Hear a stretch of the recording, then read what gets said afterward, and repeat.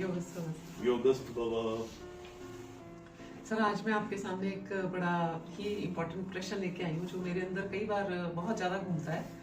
वो ये है कि जो हमारे स्टूडेंट्स हैं, जब वो हमारा इनर वर्क प्रोग्राम कर लेते हैं, एडवांस भी सारे प्रोग्राम कर लेते हैं, लेकिन उनका एक क्वेश्चन रह जाता है कि अब हमारे जो कर्म है उनका वो कैसे खत्म हो, कर्मों के चक्कर से वो कैसे निकले।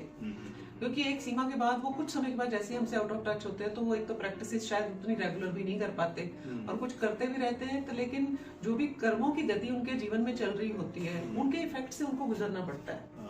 तो कैसे उनके पास एक सोल्यूशन हो कि अगर मैं ये करूंगा तो ये जो भी मेरे साथ हो रहा है, घटना बीत रही है, जिस भी कार्मिक इफेक्ट से वो निकल रहे हैं, जो भी प्रॉब्लम्स उनकी लाइफ में आ रखी हैं जो कि कार्मिक इफेक्ट्स है या उनके किसी भी वजह से आई हुई हैं, तो उस पैटर्न्स को कैसे वो ब्रेक करें। Very good question. रितु, आपने एक कहावत सुनी है, आपके विद्यार्थियों ने भी शायद सुनी, लोहा लोहे को काटता है। जो कभी कभी ये बात होती है और हम करते हैं कि भाई हम कर्मों से कैसे छुटकारा पाएं, या हमारे कर्म कैसे कटें, या हमारे कर्म खत्म हो जाएं। मैं पूछता हूं क्यों खत्म करने का, कर्मों से छुटकारा पाना क्यों है। नहीं कश्चित क्षणमपि जातु तिष्ठस्य कर्मकृत। एक क्षण के लिए भी आप कर्म से जुदा नहीं हो सकते। आज सुबह हमारी बात चल रही थी ना, तो मैं एक बात कह रहा था कि इवन हम ये कई बार सोचते हैं कि जब मृत्यु हो गई तो अब तो सब खत्म हो गया, अब ना कोई कर्म है ना कुछ है, क्योंकि मरा हुआ आदमी क्या करेगा, dead body what it will do, nothing.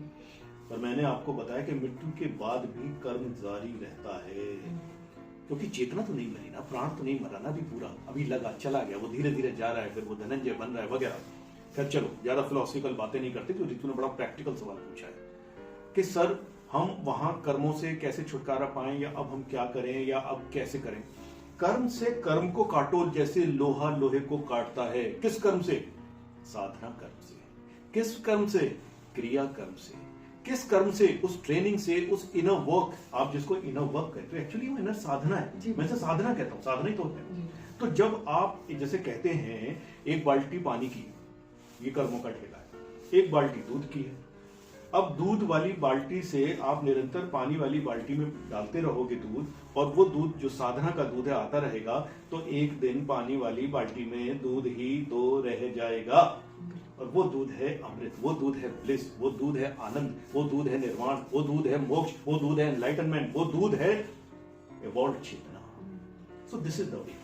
आप जैसे रितु ने बताया कि एडवांस कुछ उन्होंने ट्रेनिंग करी या कोई कोर्स किया, उसके बाद रुक गए। रुकना नहीं है भाई, कर्म कभी नहीं रुकता। आप कब रुकते हो? आपके हृदय की धड़कन कब रुकती है? आपका ब्रेथ कब रुकता है? लिवर भी काम करता रहता है। आप थोड़ी देर के लिए रुक गए, कुछ नहीं करना, आप रुक गए, शरीर में फिर भी हजारों गतियां हो रही हैं। तो रुकना तो होता ही नहीं है। समस्त ब्रह्मांड में हर प्लेनेट काम कर रहा है, समस्त ब्रह्मांड में बहुत सारी ऊर्जाएं काम कर रही हैं, उसी तरह आपके ब्रह्मांड में भी करेंगे। So this is my answer to your question. Sir, आपका कहने का ये मतलब है कि निरंतर साधना करते रहना चाहिए। राइट। निरंतर साधना करते करते जो सर कई बार होती है कि जैसे अब हम तो आपसे बात कर लेते हैं, या तो जो समझाने वाला एस्पेक्ट रहता है जिसको हम ज्ञान कह लें, तो उसकी कमी वो लोग कैसे पूरी करें। तो फिर रितु, आपने ये भी सुना होगा और विद्यार्थियों को भी बताना कि ज्ञान की अग्नि में सारे कर्म जलकर नष्ट हो जाते हैं जब आप साधना करते हो। इसीलिए हम क्रिया को, साधना को, इनर वर्क को बहुत प्राथमिकता देते हैं। तो ज्ञान सुलभ और आसानी से आपके अंदर उदय होता है। ज्ञान को शास्त्र पढ़ करके होता है, शास्त्र पढ़ने चाहिए, मैं ये नहीं कह रहा, केवल शास्त्र पढ़ करके, रट करके, याद करके, किसी से सुन के। अब देखो हमारी तीनों की प्रोसेस क्या है, हम तीनों कल से आनंद में बातें कर रहे हैं। जहां से ज्ञान को फूटना है अपने आप फूट रहा है। कौन सी किताब पढ़ाई मैंने आपको कल से? कौन सा भगवत गीता पे लेक्चर दिया? कौन सी ऐसी बात शास्त्रीय बताई? लेकिन फिर भी अपने आप कुछ हो रहा है। तो जब आप साधना करते हो तो स्वतः ही ज्ञान आपको आता है, और वो ज्ञान आपके लिए बेहद उपयुक्त होता है, और वो आपको रोशनी देता है फर्दर कर्म करने के लिए, फर्दर साधना करने के लिए। साधना का मतलब समझो, जो साधा जा सके, जिसे साधना चाहिए, उसे साध के छोड़ना नहीं है।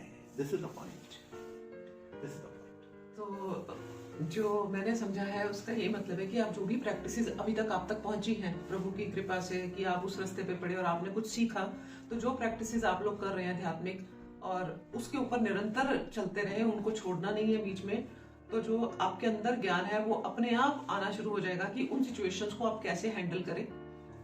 तो बहुत सही, बिल्कुल सही समझा ऋतु। और इसमें साथ में एक चीज मैं और जोड़ूंगा, जो ऋतु ने तो पूरी बात ही कर दी, कि उसे छोड़े नहीं, उसको करते रहें, और स्वतः ही जो ज्ञान उपलब्ध होगा उससे आगे आपको रोशनी मिलेगी वो सिचुएशंस हैंडल करने में, वो प्रॉब्लम्स हैंडल करने में जो आपकी जिंदगी में होते हैं। बस यहाँ पर एक चीज मैं और जोड़ूंगा कि साथ ही साथ, जैसा कि अभी एक प्रीवियस वीडियो या आगे जो आएगी उसमें भी हमने परम जी के साथ वो डिस्कस किया कि साधना करते रहें, सोर्स से किसी ना किसी तरह जुड़े रहे। मान लीजिए आपने कुछ किसी का 2 महीने गायब हो गए, 15 दिन गायब हो गए, फिर लौटाओ भाई। तुम 8-8 महीने 1-1 साल गायब रहते हो, फिर परेशानी में रहते हो, फिर लौट करके आते हो, फिर वहां से रीस्टार्ट करते हो, ये नहीं होना चाहिए। और थर्ड, अब हम ऐसा एक प्रोग्राम करने जा रहे हैं, एक ऐसी व्यवस्था करने जा रहे हैं, और इसीलिए इन दोनों को स्पेशली बुलाया गया है, या पता नहीं अपने आप आए, मुझे नहीं पता, कि हम ये प्लान कर सकें कि एक ऐसा कॉन्ग्रीगेशन, एक ऐसा स्थल, एक ऐसा वातावरण तैयार करें अपने विद्यार्थियों के लिए और अपने लिए, जहां हम टाइम टू टाइम मिल सकें। और ये हमारी ऊर्जाओं को, ये हमारी ऑरा को, ये हमारी आगे की साधनाओं को बढ़ाएगा। ऐसी हम व्यवस्था कर भी रहे हैं, तीनों कर रहे हैं। सो बहुत बहुत धन्यवाद गुरुजी आपका ये सब ज्ञान दूसरों तक पहुंचाने के लिए। So thank you very much everybody. I hope आप लोगों को कुछ इंसाइट इससे जरूर मिली होगी। Thank you. योगस्थ। योगस्थ। योगस्थ।